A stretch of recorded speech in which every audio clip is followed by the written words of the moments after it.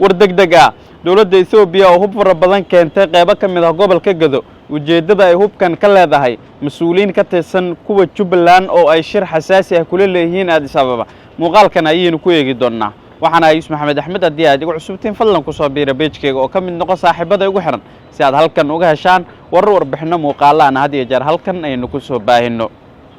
ila muhiim ah oo ku sugan gobolka Gado ayaa inuu xaqiijiyay in qaybo ka mid ah gobolkaasi saacadii ugu dambeysay dowladda Itoobiya ay ku soo daadgureysay hub aad u fara badan waxaana la sheegay in hubkan noocyo kala duwan uu ka kooban yahay iyadoo oo dowladda Itoobiya u gacan gelinaysa odayaasha dhaqanka oo qaarkood kol hore kula shiray deegaano iyo degmooyin ka tirsan gobolkaas iyo qaybo ka mid ah gudaha dowlad deegaanka Soomaalida Itoobiya waxaase la sheegay in Itoobiya qorshahan ay uga gol leedahay inay hubeyso beelaha dega guud ahaan gobolka Gado xilli kol hore sidan oo kale qorshe ay ku doonayeen inay ku hubeeyaan beelaha dega gobolka Hiiraan ay ka biyo diideen waxaase warku uu sheegayaa in saacadii ugu dambeysay hubkan ka soo tilaabay xadka dhinaca Itoobiya ay Soomaaliya kala wadaagto ay si rasmi ah Itoobiya ay saraakiil sare oo ka socda dowladdaas ay ku wareejinayaan odayaal dhaqan oo gobolkaasi ku sugan kuwaas oo si weyn muddooyinkii ugu dambeeyay ugu ololeynayay qorshaha hoggaanka Jubbaland in gobolkan si toos ah loogu gacan geliyo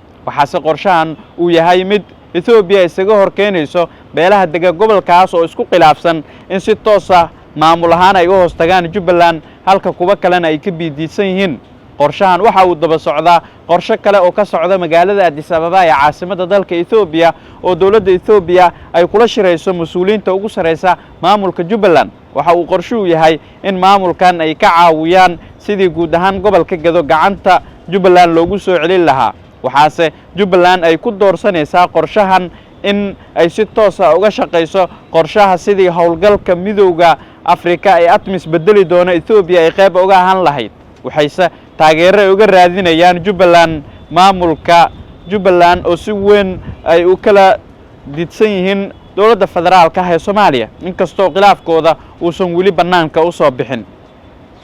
ilaa hadda ma jirto war rasmi ah oo ka soo baxay laamaha amniga dowladda federaalka Soomaaliya ee gobolka Gado ku sugan ee la xiriira hubkan saacadii ugu dambeeyay Itoobiya ay keentay gudaha Soomaaliya waxaase tani ay dab ku shidaysaa xiisadda ka dhaxaloolsan Soomaaliya Itoobiya oo meeshii ugu xumeed imikan uu marayo waxaase talaabadan ay ku soo aadaysaa xilli ra'iisul wasaaraha xukuumadda federaalka Soomaaliya dacwad ka dhanna Itoobiya uu geeyay shirka guud ee golaha qaramada midoobay oo ka soconaya dalka Mareykanka uu ka qayb galayo waxaase si adag ra'iisul wasaaraha xukuumadda federaalka Soomaaliya khudbad uu jeediyay uu kaga hadlay daandaasiga qaawan ee Itoobiya ay ka wada gudaha Soomaaliya wixii warar ah ku soo kordhay isha ku hay page-kayga halkan ayaan kugu soo gudbin doonaa nabadgelyo